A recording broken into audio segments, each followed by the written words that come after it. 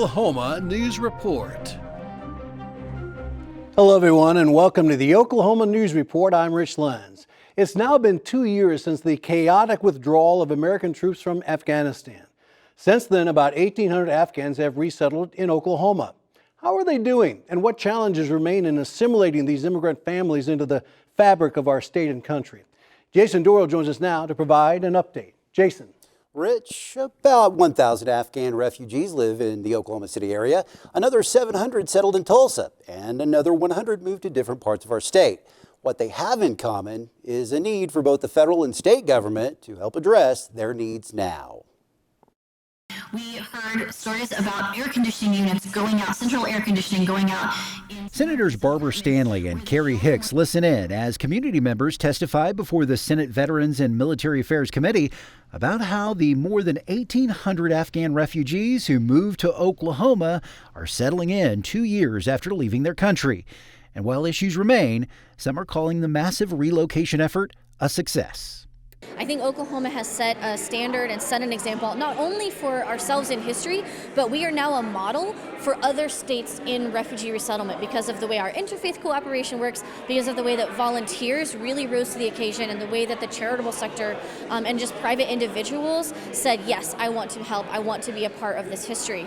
Veronica Lazure is the deputy director of the Oklahoma chapter of the Council on American Islamic Relations, or CAIR.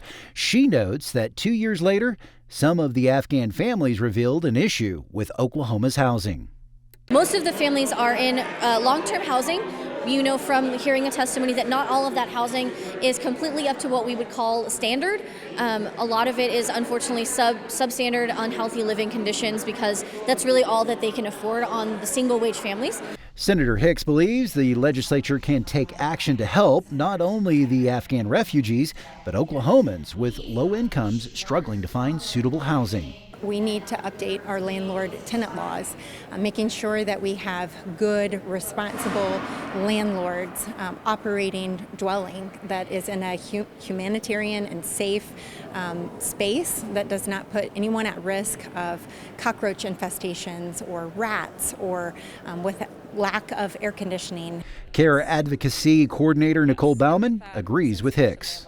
Also, we are one of 6 states that do not have any protections from landlords, so there's no anti-retaliation laws in place that would protect people from complaining about sewage or holes in the walls, like really kind of basic problems, but a lot of people just live in these conditions because they're afraid of retaliation or eviction as well.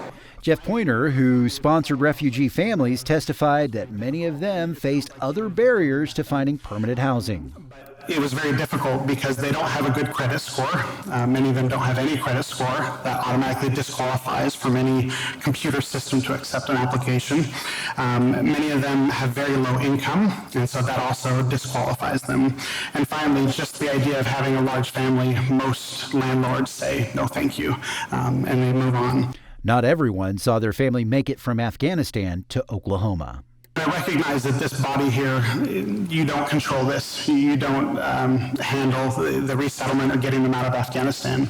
But I feel I would not be doing justice for them if I didn't mention that these 3 fathers are absolutely amazing men, doing all they can, working hard and sending half their money back so that their family can continue to receive food and medical assistance and so on. That's one of the issues that will have to be addressed on the federal level, just like certain work permits about to expire. Hicks hopes that the legislature can influence Washington, D.C. to take action to keep these families stable and earning a living. Many of our new neighbors are at risk of losing their status. And so trying to exert some pressure where it will be beneficial on getting an automatic extension, urge our congressional delegation to take action as soon as possible, just to make sure that folks, again, aren't losing their driver's license, they're not losing their work permits, making sure that folks are able to continue to maintain what they've built over the last 2 years. On the positive side, the Afghan children are getting educated and families are growing. Most of the kids are in school, they are learning, they are thriving, they are growing. We are increasing the numbers of employed Afghan members, and the community has really rallied around the mission of making these folks feel safe and welcome and secure as our newest neighbors. Everyone that had the good fortune of working on this resettlement project would tell you it was an all-hands-in effort and a mission we feel privileged to be a part of. We have had many large and small successes for our Afghan families, including welcoming 2 new babies, a new marriage, and exciting job opportunities. We didn't know the day will come that we will lose everything in one day. And that sad day was August 15, where we lost everything. One of the last refugees to make it to Oklahoma is Faraz Bashari, who says his fellow countrymen and women appreciate the welcome Oklahoma's interfaith and nonprofit communities have provided. This means a lot. It means you love us. The Jewish families, the Jewish community, the Islamic community, the Christian community, and others all got together to give us support, to welcome us, and to love us. He adds to be welcomed into a new land after losing everything, and for Oklahomans to continue to want to help establish their new home here is a blessing. This means a lot to us, to our community. This means the continuation of your support to our community. So thank you for doing this. Senator Hicks noted that many of the refugees who settled in Oklahoma have advanced degrees from their home country. She believes if those degrees were recognized, it would add to the workforce talent pool.